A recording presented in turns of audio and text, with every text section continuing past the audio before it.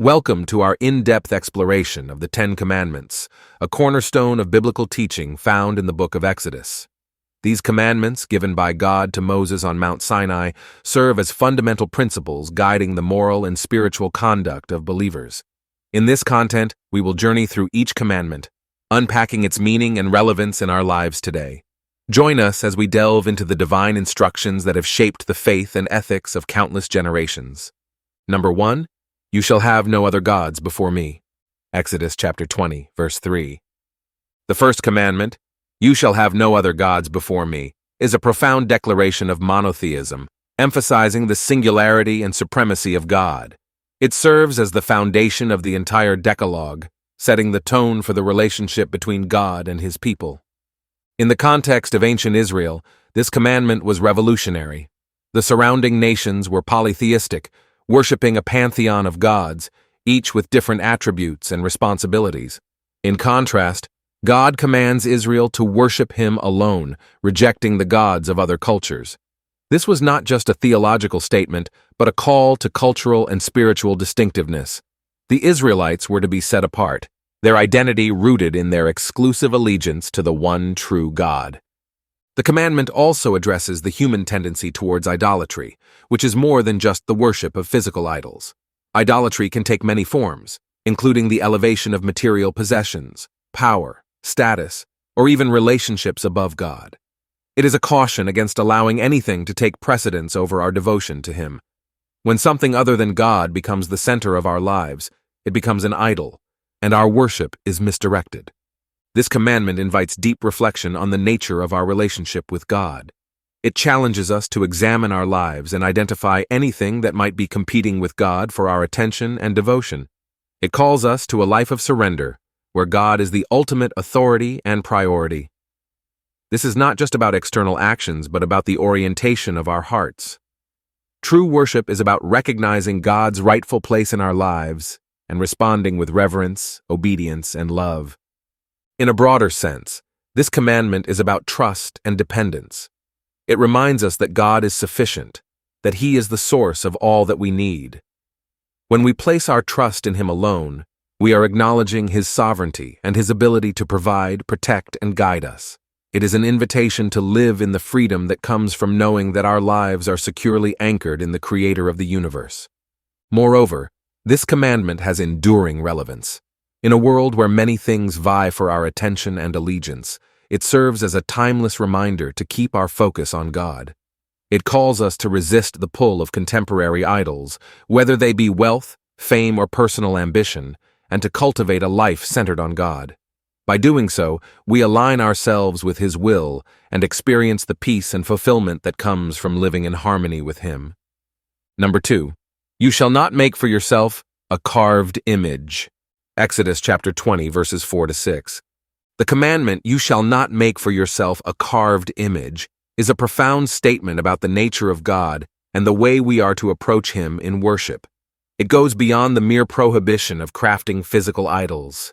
It speaks to the very essence of how God desires to be understood and related to by his people.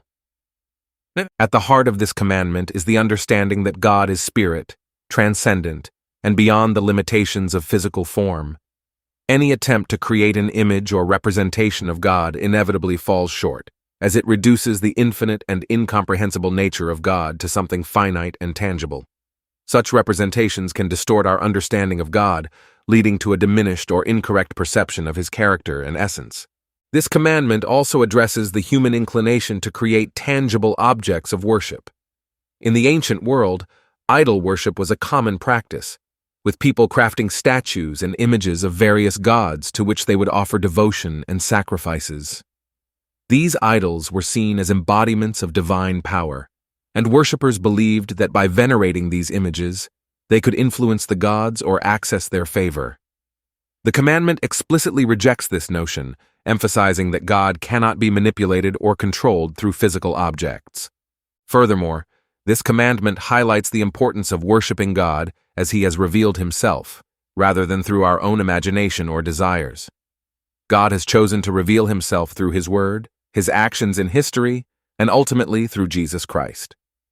To worship God through an image is to bypass this revelation and to substitute our own understanding for the truth that God has given us. In a broader sense, the commandment against making carved images can be seen as a call to spiritual purity and authenticity. It warns against allowing our worship to become superficial, based on outward forms and rituals rather than a genuine relationship with God. It challenges us to seek God with our hearts and minds, rather than relying on external symbols or objects. This commandment also has implications for how we view and value material things. It warns against the danger of allowing created objects to take on undue significance in our spiritual lives. Whether it be wealth, possessions, or even religious artifacts, when we place too much importance on these things, they can become idols, drawing our focus away from God. The commandment calls us to remember that our worship and devotion belong to God alone, and that nothing else should take His place in our lives. Moreover, this commandment is a reminder of the uniqueness and holiness of God. It emphasizes that God is not like the gods of other nations, who could be represented by idols and images. God is wholly other, and our worship of Him must reflect that understanding. This means approaching God with reverence, awe, and humility, recognizing that He is beyond our full comprehension. In today's context, the commandment against carved images challenges us to consider what modern-day idols we may be holding on to. While we may not worship physical statues, we may still be tempted to place our trust and devotion in things like success, technology, or personal relationships. The commandment invites us to examine our lives and to ensure that our worship is directed solely to God, free from the distractions and distortions of idolatry. Number 3, you shall not take the name of the Lord your God in vain. Exodus chapter 20, verse 7. The commandment, you shall not take the name of the Lord your God in vain, carries profound implications about how we understand and honor the divine name. It goes beyond merely avoiding the casual or disrespectful use of God's name. It delves into the broader issues of reverence, integrity, and the recognition of the sacred. In ancient Israel, a person's name was more than just a label. It represented their character, reputation, and essence.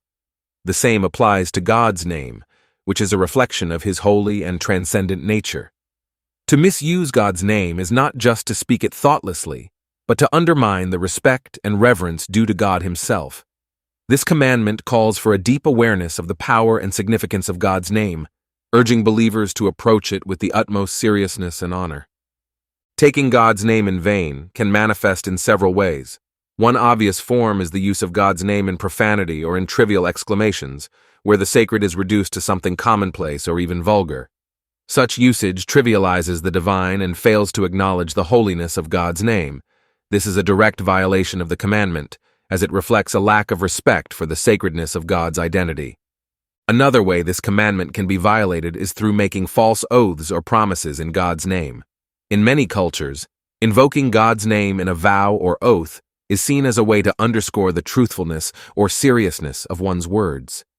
However, when someone swears by God's name with no intention of keeping their word, or in a deceitful manner, they are misusing the name of God. This not only disrespects God, but also erodes trust and integrity within the community. Moreover, this commandment challenges us to consider the authenticity of our worship and spiritual expressions. When we use God's name in prayer, worship, or even in religious discussions, we are called to do so with sincerity and genuine reverence. To speak God's name without true devotion, or to use it to manipulate or impress others, is to take it in vain. This underscores the need for a heart aligned with God, where our words and actions reflect a true reverence for His holiness. The commandment also extends to the way we live our lives as representatives of God. As believers, we carry God's name as part of our identity, and our conduct can either honor or dishonor that name. When our actions contradict the values and character of God, we risk bringing His name into disrepute. Thus, this commandment calls us to live in a way that consistently upholds the holiness and integrity of God's name, reflecting His character in our daily lives. In a broader sense, this commandment is about recognizing and maintaining the boundary between the sacred and the profane. It reminds us that there are things in life, like the name of God, that should be set apart and treated with the highest respect. In a world where language and communication are often casual and irreverent, this commandment calls us to a higher standard, one where we consciously preserve the sacredness of God's name in all that we say and do. Furthermore, this commandment invites us to reflect on the weight of our words and the responsibility that comes with speaking about or to God. It encourages mindfulness and intentionality in our speech, reminding us that our words have power and should be used in a way that honors God. It also calls us to be careful not to invoke God's name in ways that are empty, manipulative, or self-serving. Number 4. Remember the Sabbath day to keep it holy. Exodus chapter 20, verses 8 to 11. The commandment, "Remember the Sabbath day to keep it holy," holds a unique place within the Ten Commandments, as it bridges the relationship between humanity and God with the rhythm of creation itself. It is not only a directive for religious observance, but also a profound statement about the nature of time, rest, and the human need for connection with the divine.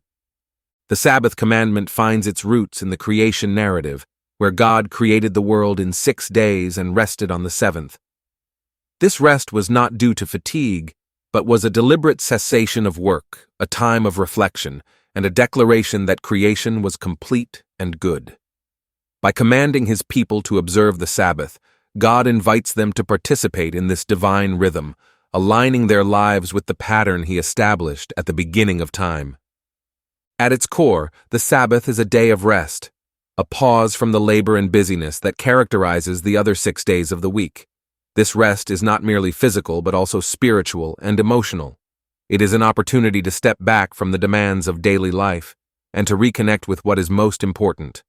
The Sabbath creates space for reflection, gratitude, and worship, allowing individuals to realign their focus on God and his provision. This commandment also highlights the importance of holiness.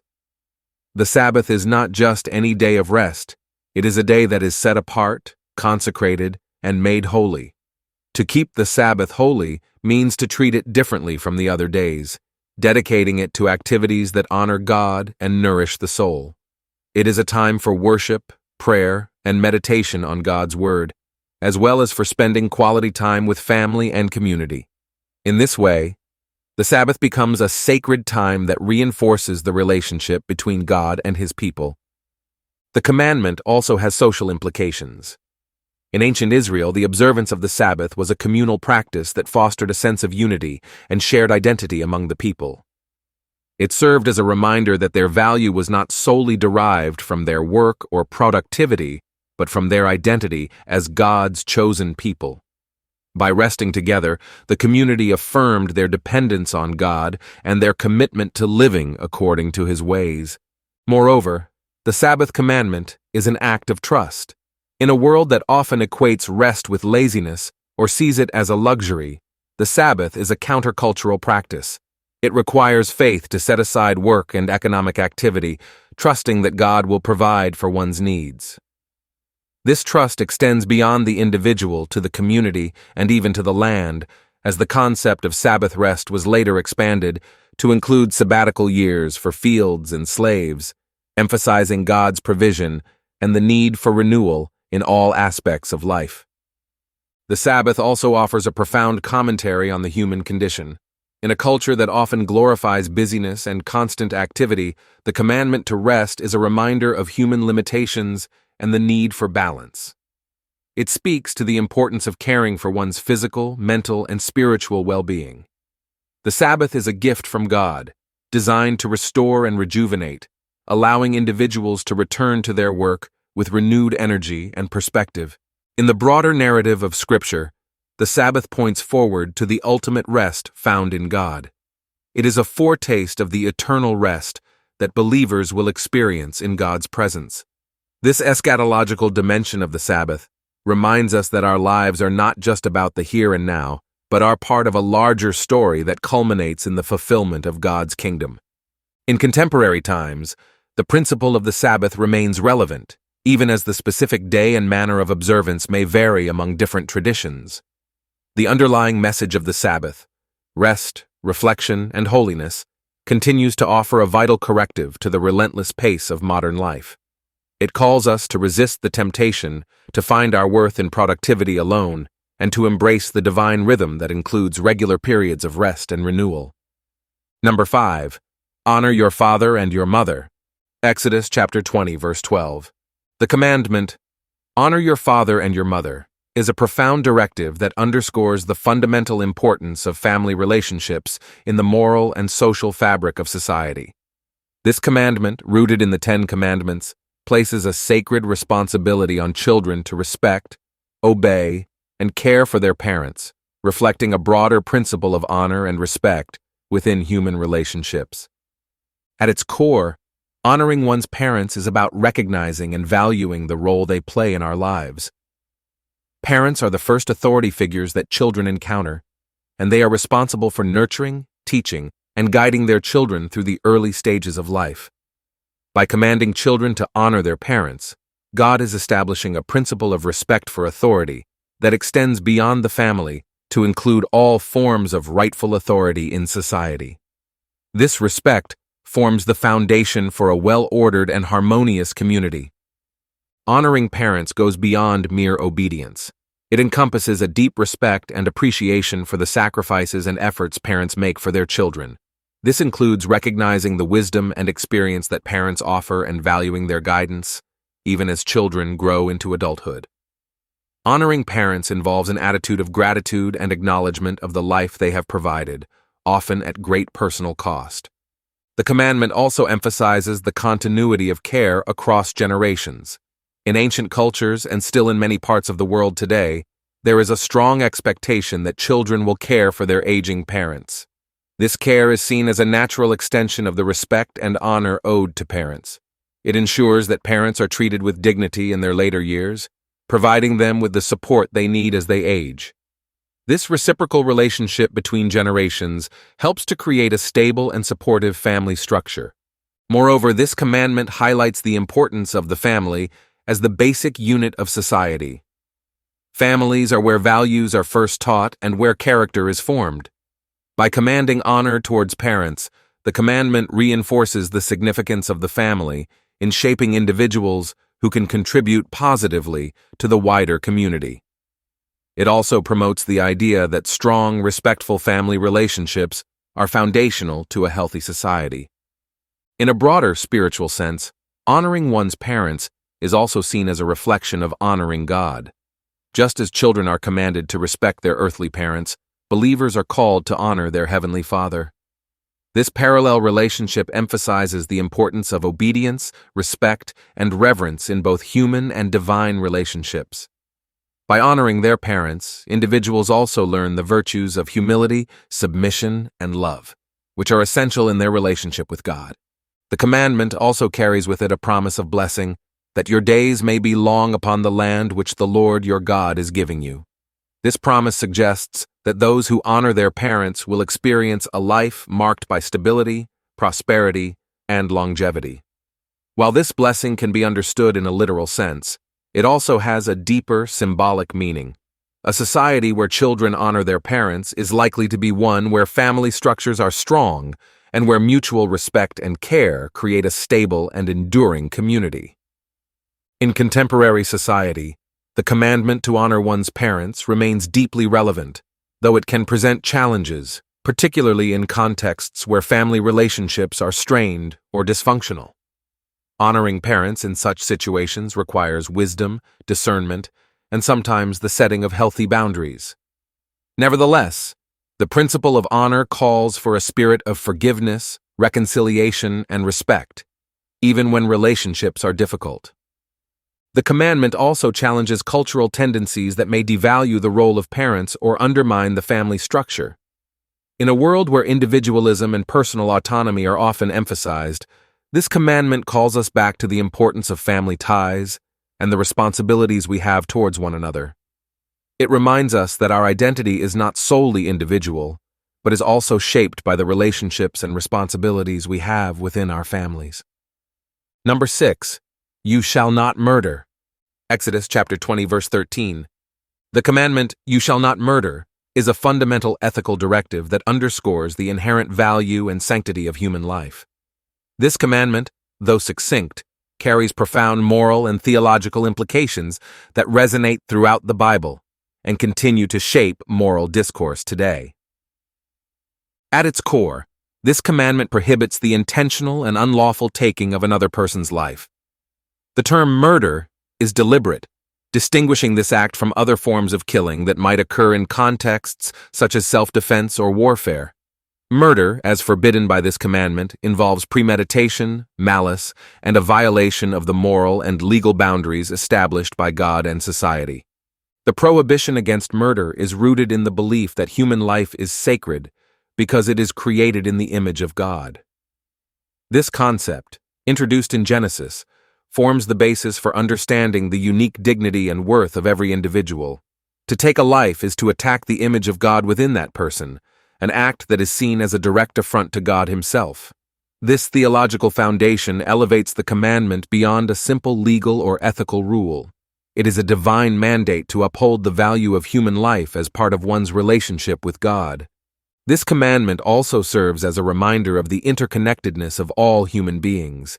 It recognizes that each person is part of a larger community, and the well-being of that community depends on the respect and preservation of life. Murder disrupts the social fabric, introducing violence, fear, and mistrust. By forbidding murder, the commandment seeks to maintain the peace and stability necessary for a just and humane society. Furthermore, the commandment, "You shall not murder," calls attention to the broader issues of justice, mercy, and forgiveness. While it clearly condemns the act of taking a life, it also implicitly calls for the protection and preservation of life in all its forms. This includes standing against injustice, advocating for the vulnerable, and working towards the reconciliation and restoration of relationships.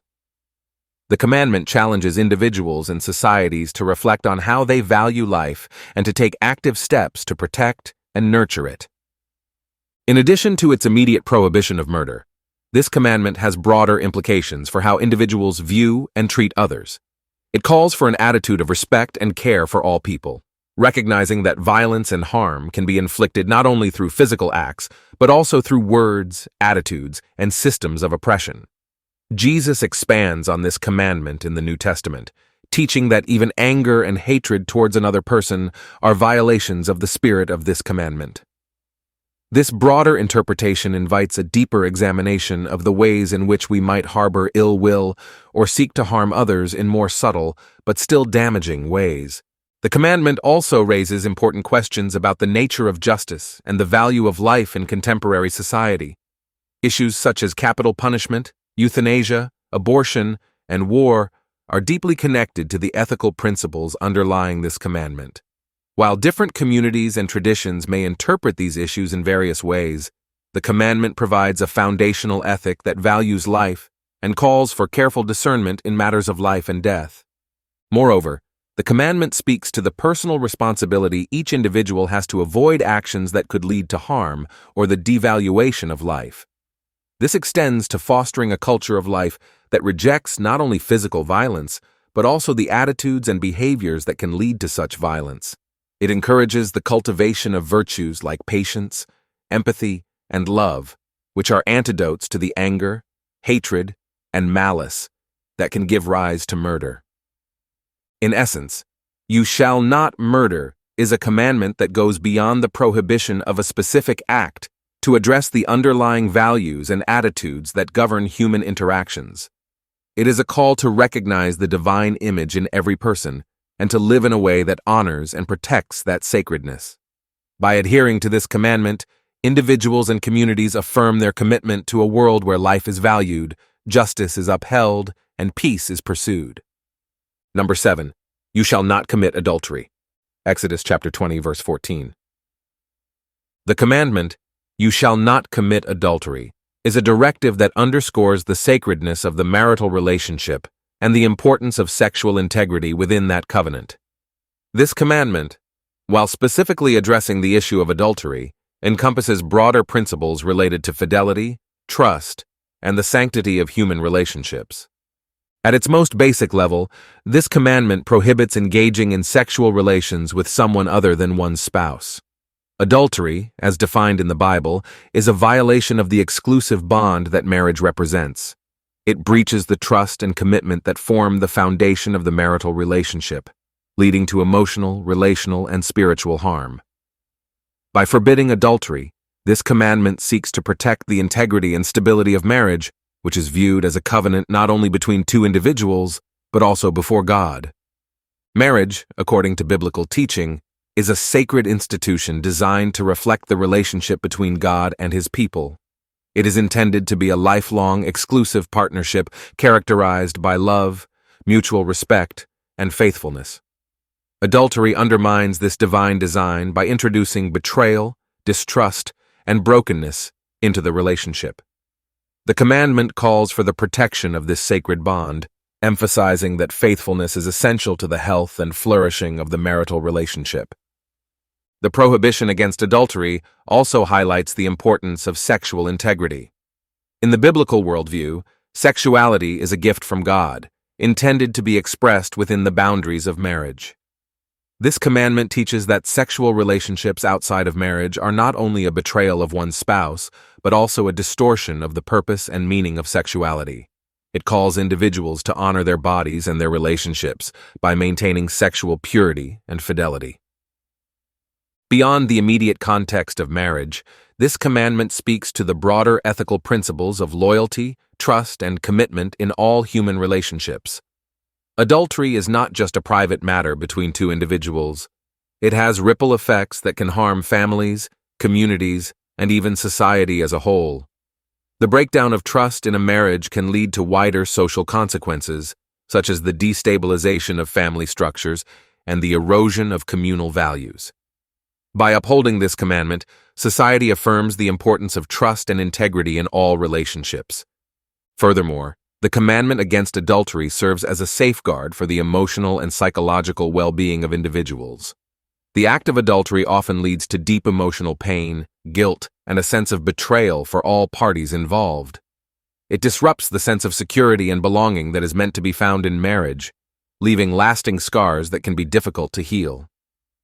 By prohibiting adultery, this commandment seeks to prevent such harm and to promote healthy, loving relationships that are built on mutual respect and commitment.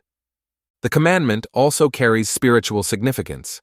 In the Bible, the relationship between God and His people is often likened to a marriage, with God as the faithful spouse and Israel, or the church, as the bride. Adultery in this sense is symbolic of spiritual unfaithfulness, where individuals or communities turn away from their covenant with God to pursue other allegiances or desires. This spiritual dimension of adultery underscores the seriousness of the commandment, as it reflects not only a breach of human relationships, but also a breach of one's relationship with God. In a broader cultural context, the commandment against adultery challenges prevailing attitudes towards sexuality and marriage. In a world where sexual freedom and personal fulfillment are often prioritized, this commandment calls for a countercultural commitment to fidelity, self-discipline, and respect for the sanctity of marriage. It reminds us that true freedom and fulfillment are found not in the pursuit of our own desires, but in the faithful commitment to love and honor our spouse. The commandment also invites us to consider the role of forgiveness and restoration in relationships. While adultery is a serious breach of trust, the Bible also teaches the possibility of repentance, forgiveness, and reconciliation. The commandment does not just condemn the act of adultery, but also points to the hope of healing and the restoration of relationships that have been damaged by infidelity. This aspect of the commandment emphasizes the redemptive potential within human relationships, reflecting the grace and forgiveness that are central to the Christian faith. Number 8. You shall not steal. Exodus chapter 20, verse 15. The commandment, "You shall not steal," is a straightforward yet profound ethical directive that touches on fundamental principles of justice, respect, and social harmony. By forbidding theft, this commandment upholds the importance of personal property, the value of honesty, and the need for integrity in all human interactions. At its most basic level, this commandment prohibits taking something that rightfully belongs to someone else. Theft is an act of injustice, as it involves the deliberate appropriation of another's property without their consent. It violates the trust that is essential for the functioning of any community and disrupts the sense of fairness that underlies social relationships. By commanding against theft, God establishes a moral framework that protects individual rights and promotes a just and orderly society. The prohibition against stealing goes beyond the mere physical act of taking an object. It encompasses a wide range of behaviors that involve dishonesty or exploitation, including fraud, embezzlement, and deceit. This commandment calls for a deep respect for the boundaries of others' property and rights, recognizing that each person is entitled to the fruits of their labor and the resources they possess. It is a reminder that we are to interact with others in a way that honors their dignity and respects their ownership. Moreover, this commandment has significant social implications. In a just society, the rights to property and fair treatment are safeguarded, allowing individuals to live and work without fear of being exploited or deprived of their possessions. Theft undermines this social order by introducing fear, insecurity, and distrust. When people live in fear of being stolen from, the social fabric begins to unravel, and community life is eroded. This commandment, therefore, is not just about individual behavior, but about maintaining the integrity and trust that are essential for a healthy and functioning society. The commandment against stealing also highlights the importance of integrity and ethical behavior in all aspects of life. It calls us to be honest in our dealings with others, whether in personal relationships, business transactions, or public life. This includes being truthful about what belongs to us and what belongs to others, avoiding the temptation to gain through dishonest means. By adhering to this commandment, we cultivate a character that is trustworthy and honorable, reflecting the values of justice and fairness that are central to the biblical ethic. In addition, this commandment encourages contentment and gratitude for what we have. Stealing often stems from a desire for more, whether it be material possessions, wealth, or power. This commandment challenges us to examine the motivations behind such desires and to cultivate a sense of contentment with what we have been given. It invites us to trust in God's provision and to resist the urge to take what is not ours, recognizing that true satisfaction comes not from possessing more, but from living in alignment with God's will. The commandment also addresses issues of economic justice and equity. In a world where resources are often unevenly distributed, the temptation to steal can arise from a sense of need or desperation. While the commandment clearly forbids theft, it also calls attention to the underlying social conditions that may lead individuals to steal. It challenges society to address issues of poverty, inequality, and injustice, creating an environment where everyone has access to what they need and is treated with fairness and dignity. Furthermore, the commandment against stealing invites us to consider the broader implications of our actions and the ways in which we might inadvertently or indirectly engage in theft. This includes taking credit for someone else's work, exploiting others' labor, or benefiting from systems that unfairly deprive others of their rights or resources. It calls us to examine our participation in economic and social structures and to ensure that we are not complicit in any form of theft or exploitation.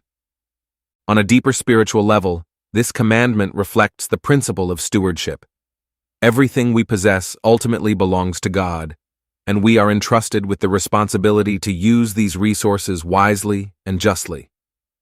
Stealing, therefore, is not just a violation of another person's rights, but also a breach of our stewardship before God. This commandment calls us to recognize that we are accountable for how we manage and respect what God has given us, both in our own lives and in our interactions with others. Number 9. You shall not bear false witness against your neighbor. Exodus chapter 20, verse 16.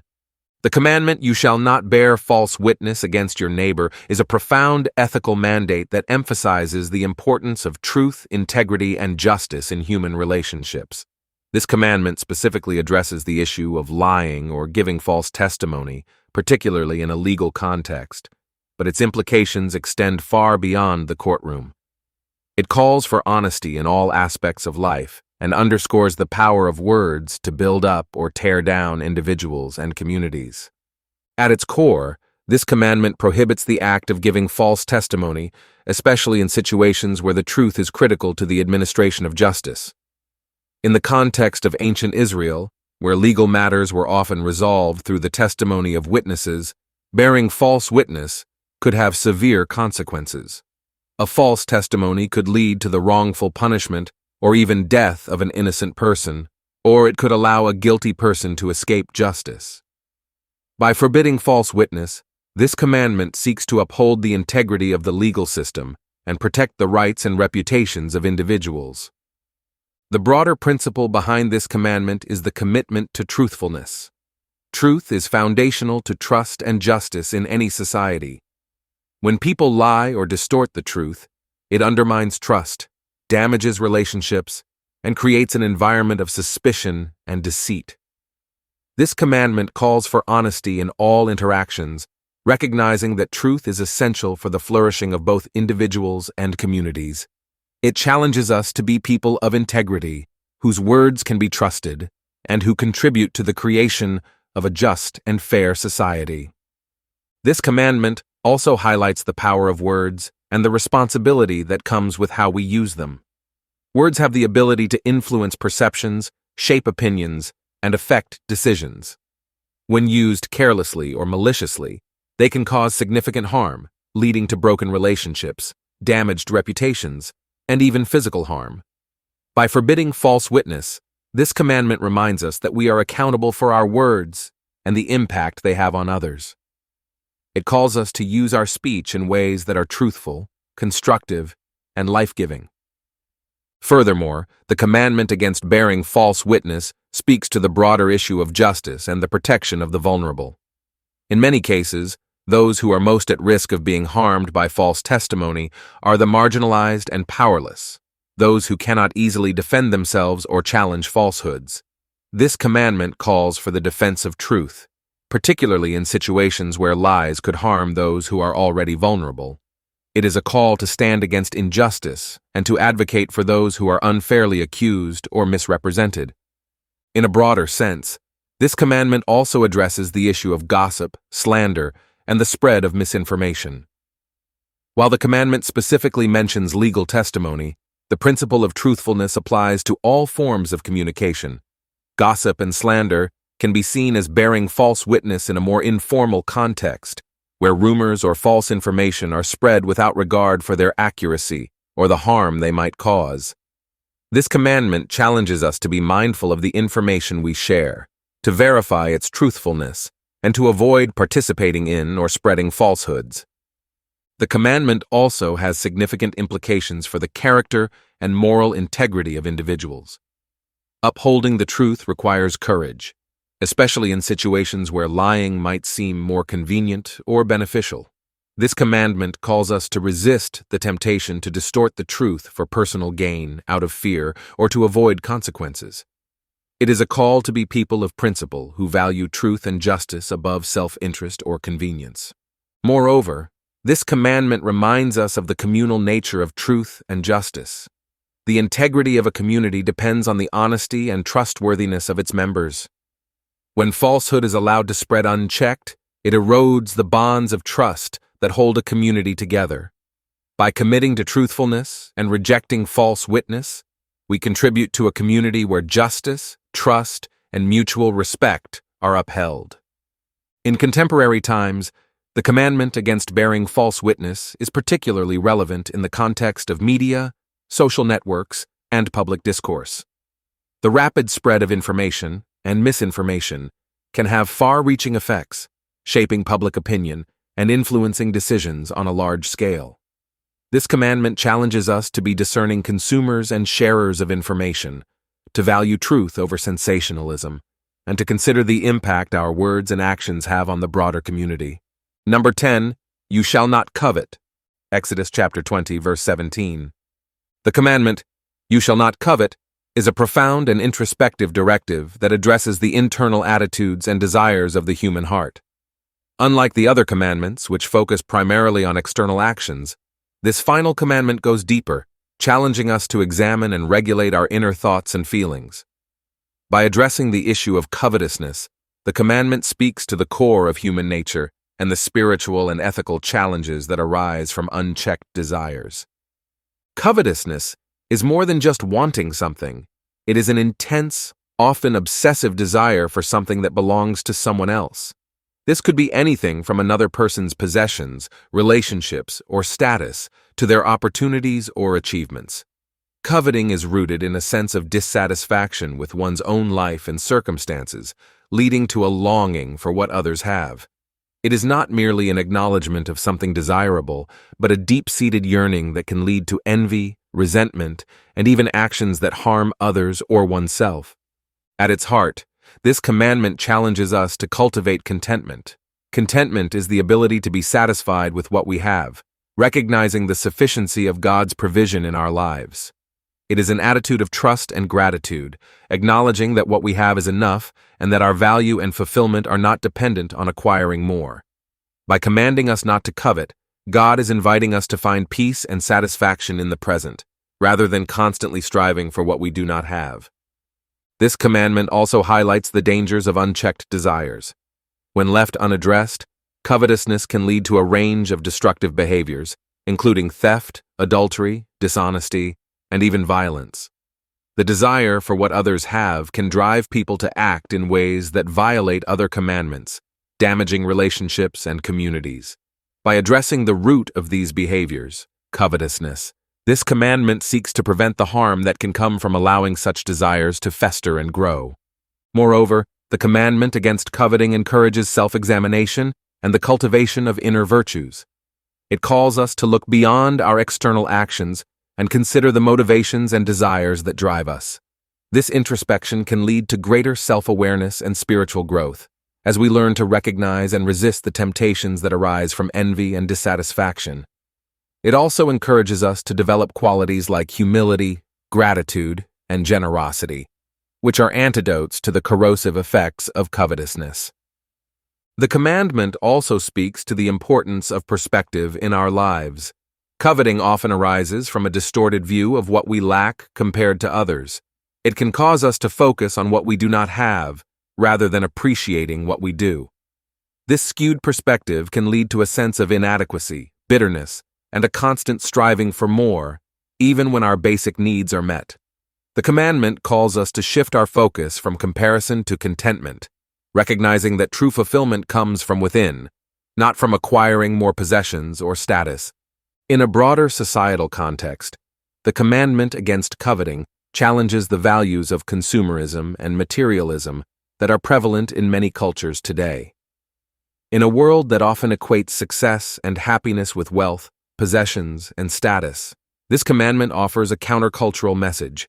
It reminds us that the relentless pursuit of more can lead to emptiness and dissatisfaction, and that true contentment is found in a life that is centered on meaningful relationships, spiritual fulfillment, and a deep connection with God. Furthermore, the commandment highlights the importance of justice and fairness. Covetousness can lead to actions that exploit or harm others in the pursuit of what we desire. By commanding us not to covet, God is also calling us to respect the rights and well-being of others, recognizing that their possessions, relationships, and achievements are not ours to desire or take. On a spiritual level, the commandment against coveting is a call to align our desires with God's will. It challenges us to seek satisfaction and fulfillment in our relationship with God, rather than in material things or the approval of others. It invites us to trust in God's provision and timing, believing that He knows what is best for us and will provide what we need. This trust allows us to let go of the anxiety and restlessness that often accompany covetousness, leading to a deeper sense of peace and contentment. Thank you for watching the video. If you enjoyed it, don't forget to give it a like and share it with your friends and family so they can enjoy it too. We'd also love to hear your thoughts, so feel free to leave your comments below. See you in the next video.